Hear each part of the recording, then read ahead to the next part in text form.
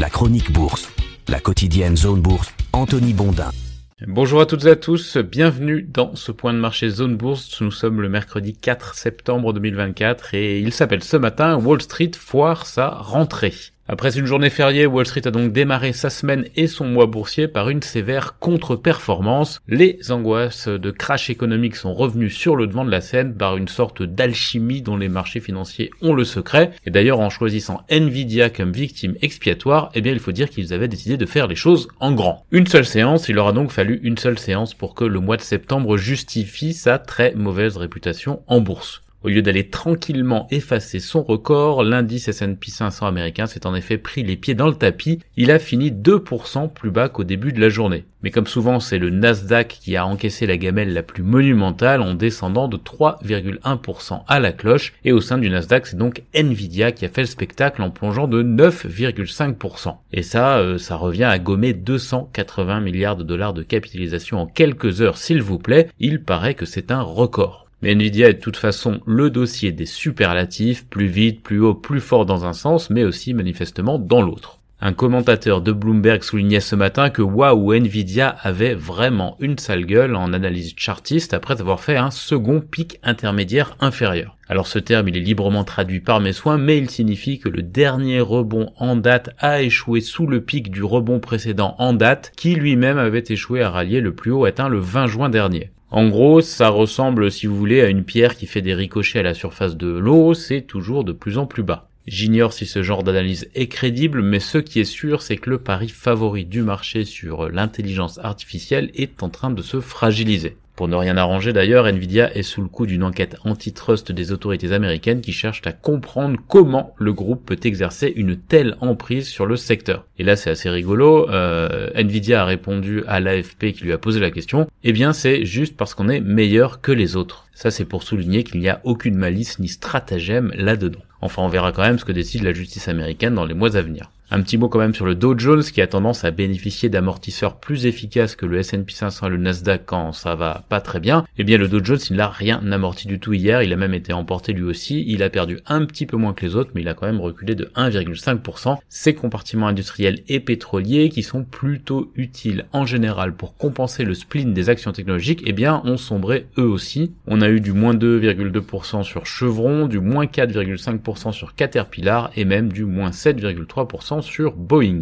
Du côté de l'Europe, les indices avaient commencé par se comporter convenablement avant de se rendre à l'évidence. La séance n'allait pas être de tout repos à cause des États-Unis. Par conséquent, ils ont capitulé, surtout après la publication de données macroéconomiques qui ont précipité la chute de Wall Street. Ça, c'est ce dont on va parler juste après, mais pour résumer, les bourses du vieux continent avaient clôturé lundi au plus haut de la journée, elles ont terminé mardi au plus bas de la séance. J'en parlais un petit peu dans mon introduction, il est souvent difficile de déterminer ce qui fait dégoupiller à ce point les investisseurs en quelques heures. La plupart du temps, c'est une conjonction de facteurs qui emmène la narration vers un extrême. En effet, bien ficelé avec la dramaturgie nécessaire, l'événement anodin peut se transformer en volatilité, surtout s'il est raccroché à un souvenir encore vif. En l'occurrence, le marché n'a pas très bien digéré hier la publication de deux indicateurs manufacturiers mensuels américains concurrents, le PMI et l'ISM. Pourtant, ces deux indicateurs ont dit la même chose, et cette même chose était proche des attentes. L'activité de l'industrie aux États-Unis est faiblarde et reste en zone de contraction pour le 5e mois consécutif. Mais il n'y avait pas de grosse surprise là-dedans puisque c'est ce que les économistes prévoyaient. On a quand même eu une contraction des dépenses de construction qui a été annoncée en parallèle et qui a contribué à noircir un petit peu le tableau. Le truc, c'est que ces données ont l'air d'avoir suffi à transformer le consensus actuel qui est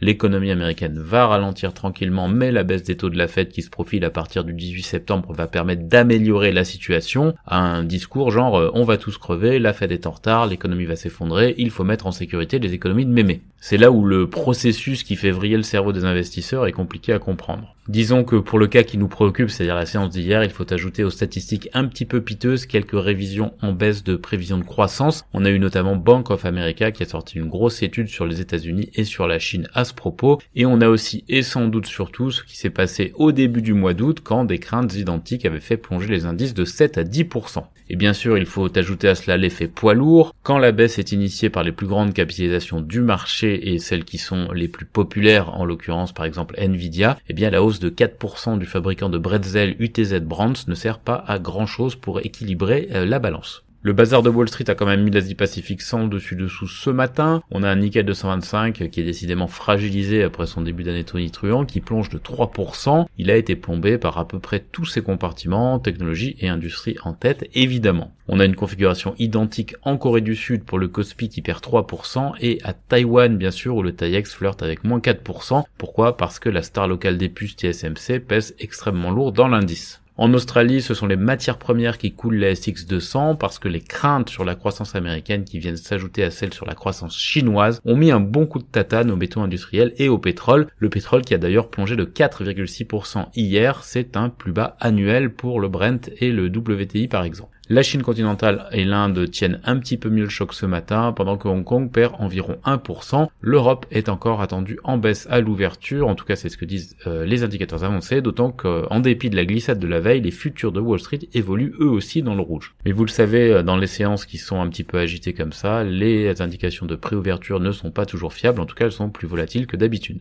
On s'intéresse maintenant aux sociétés. En France d'abord, Bouygues, Hitachi et Orascom obtiennent un contrat pour la rénovation du métro du Caire, dont près de 300 millions d'euros pour Colas, la filiale de Bouygues. Schneider a émis 1,5 milliard d'euros d'obligations 6 ans et 12 ans à des taux intéressants, respectivement 3% et 3,375%. Stellantis a nommé un nouveau directeur pour Jeep en Amérique du Nord et procède à d'autres changements au niveau de la direction. Nexans a progressé après les rumeurs faisant état d'un accord de principe entre Chypre et la Grèce sur le projet Eurasia Interconnector. C'est un gros contrat qui sera honoré par le français. Alten pour sa part a perdu 4% hier, un recul que nos compères d'Alpha Value mettent au passif de l'annonce de Volkswagen qui envisage donc de fermer des usines en Allemagne. Alten est en effet un gros sous-traitant dans l'industrie automobile. Mercialys a placé une émission obligataire de 300 millions d'euros à 7 ans à 4%. 2 studios de Nikon se mettent en grève pour améliorer leurs conditions de travail, j'ai lu ça ce matin dans Le Monde. Eagle Football Group, qui couvre notamment l'Olympique Lyonnais, transfère Mama Baldé à Brest pour 4,5 millions d'euros. Et Medincell a démarré des activités précliniques dans le cadre de son partenariat avec AbbVie. On reste dans le domaine des biotech et du médical avec Aelis Pharma qui n'atteint pas les critères principaux et secondaires de son étude de phase 2B avec son candidat chez des participants qui souffrent de troubles liés à l'usage excessif de cannabis. Indivior, qui est le partenaire d'Aelis Pharma, n'exercera pas son option avant d'avoir vu des analyses complémentaires. DMS a signé un partenariat avec JPI Healthcare Solutions pour la vente de mobiles de radiologie M1 aux États-Unis et à l'international. Selectis a présenté des nouvelles données précliniques sur l'efficacité des cellules CAR-T MUC1 contre le cancer du sein triple négatif. Et on a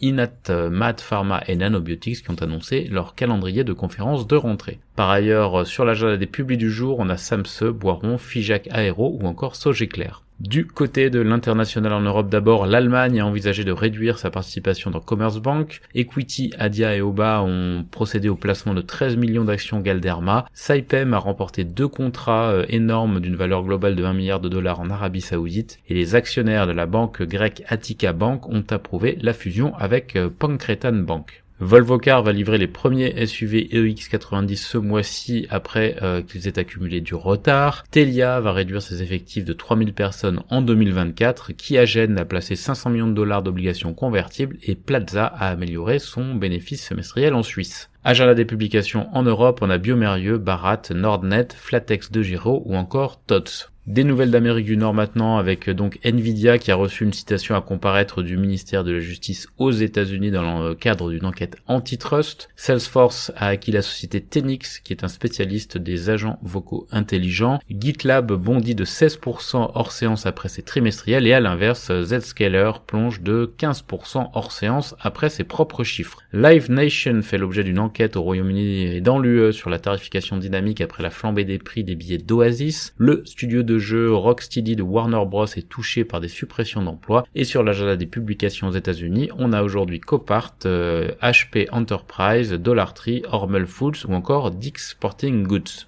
Du côté d'Asie-Pacifique et d'ailleurs, BYD a démenti l'annonce d'une pause dans ses projets de construction d'une usine au Mexique. Voilà, c'est terminé pour ce matin, ce point de préouverture s'achève, je vous souhaite à toutes et à tous une très bonne journée.